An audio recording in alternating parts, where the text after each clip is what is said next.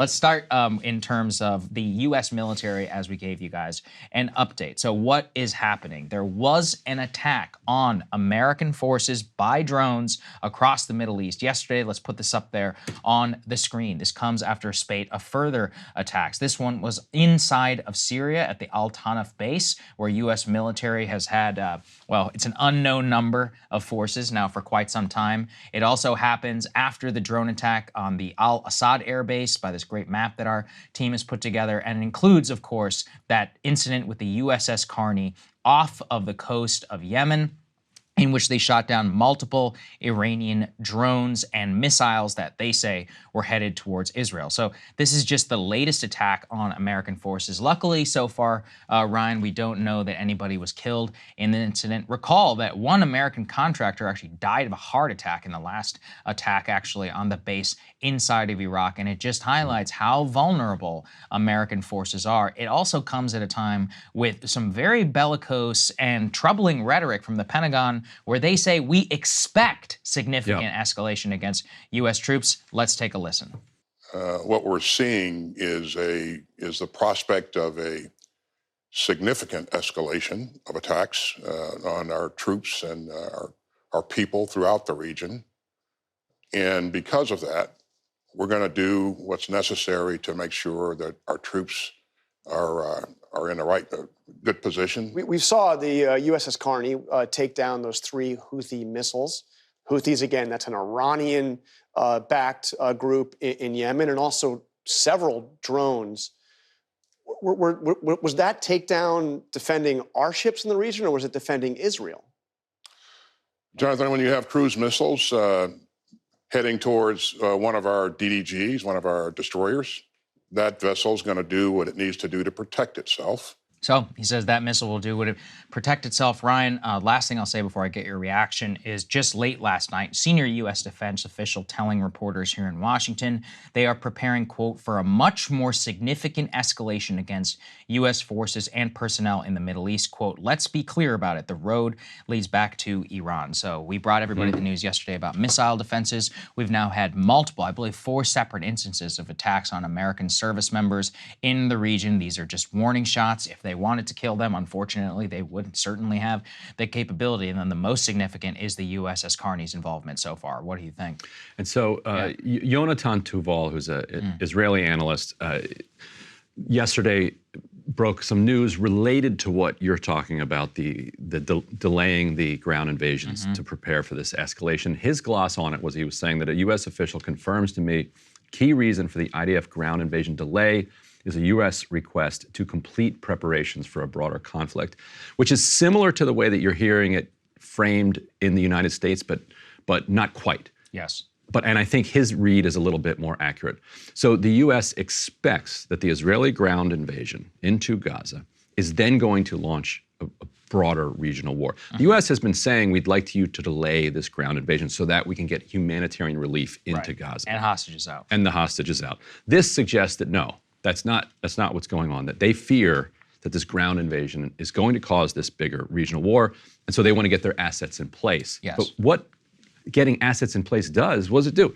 It triples, quadruples, quintuples the number of targets that Iranian-backed militias and elements and fighters around the region have to target. If that great map that we had earlier, that's the consequence of our last 20, 30 years of policy in the Middle East. We have troops in northern Iraq, we have troops in western Iraq, we have troops in Syria. We've got assets now in the, around Yemen and around the Mediterranean.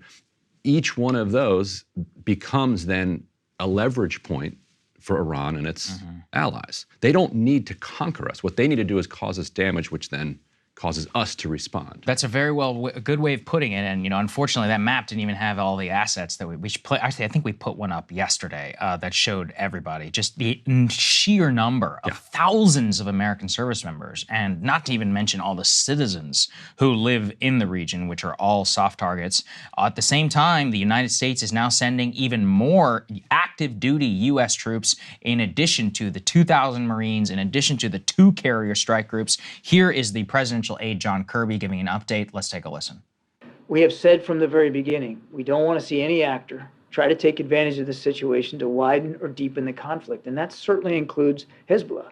And that's why the president has added additional military forces to the region, and more forces will be coming in days and weeks ahead to try to deter any actor from widening or deepening this conflict. So with more troops, more forces, and even more on top of that. I mean, what is the number? They're not even telling us, Ryan. We've got thousands in Iraq and Syria, as far as we know. The official number is classified. Also, they get around it because, as we found out when that contractor died, half these guys, maybe even more, are contractors. So it means you don't have to disclose it. Are they there for the military, though? Yeah. So they, to me, might as well they count. Yeah. So what does that mean? So we got thousands of guys in Iraq and Syria. We've got thousands of guys in Bahrain. We've got thousands of guys in naval assets now, carrier strike group, everybody sitting off the coast. None of this even factors in the base that we have in Doha, in Qatar. 10,000 people there. Who knows how many people there are. I mean, yeah, it was thousands whenever I lived there. I think it's probably doubled ever since then. So you put all these together, and I'm looking at target,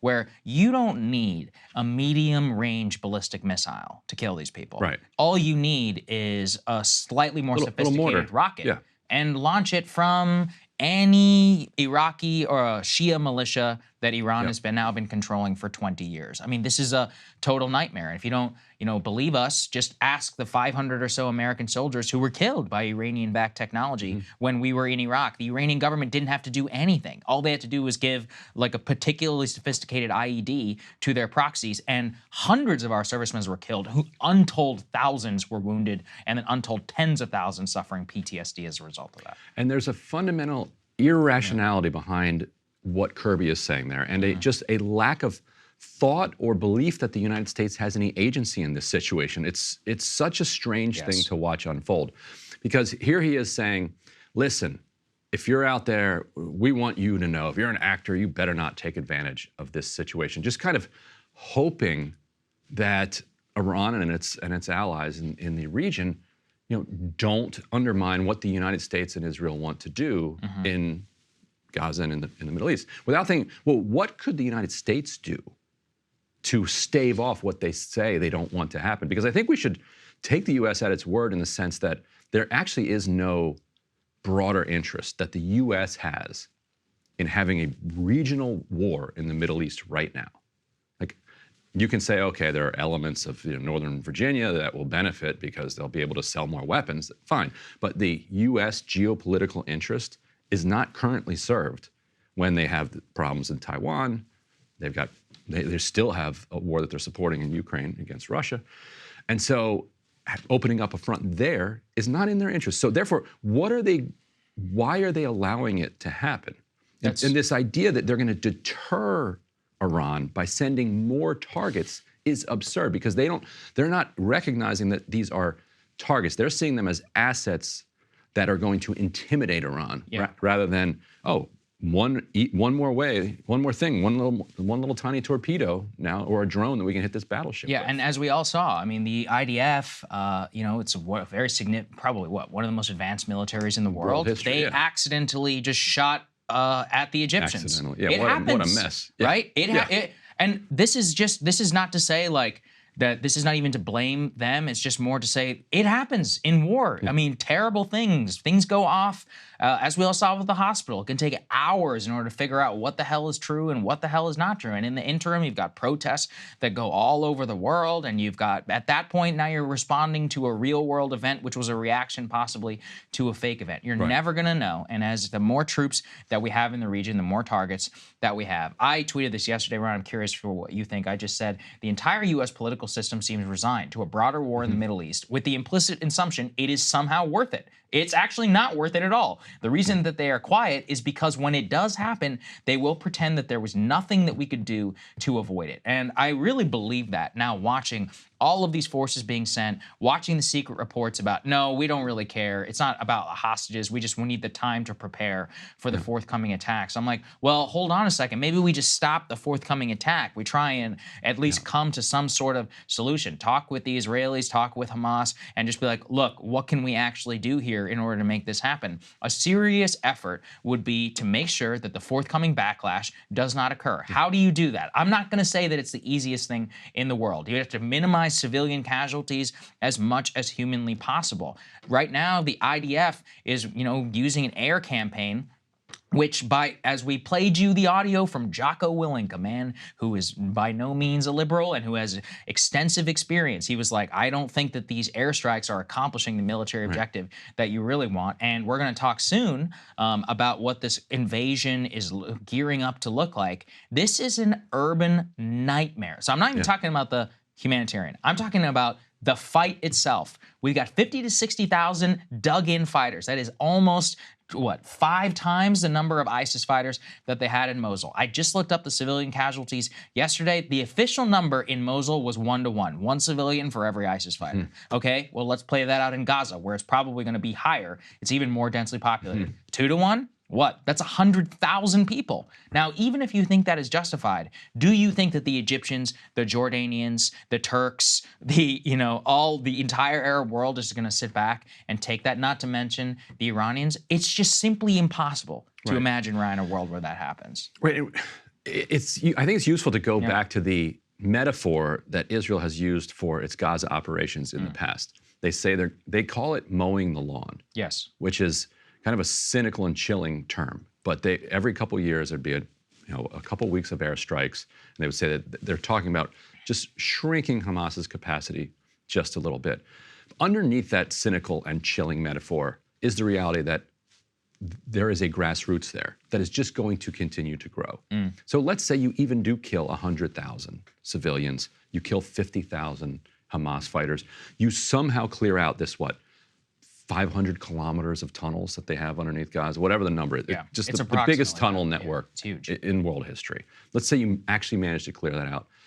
You're still left with hundreds of thousands of 14 and 15-year-olds. Iran can't resupply people over the next couple of years. And now you have them remembering one of the most gruesome massacres of Palestinians in maybe the last 100 years. Yes. Hey guys, if you like that video, go to breakingpoints.com, become a premium subscriber, and help us build the best independent media organization on the planet. That's right. We're subscriber funded. We're building something new. We want to replace these failing mainstream media organizations. So again, to subscribe, it's breakingpoints.com.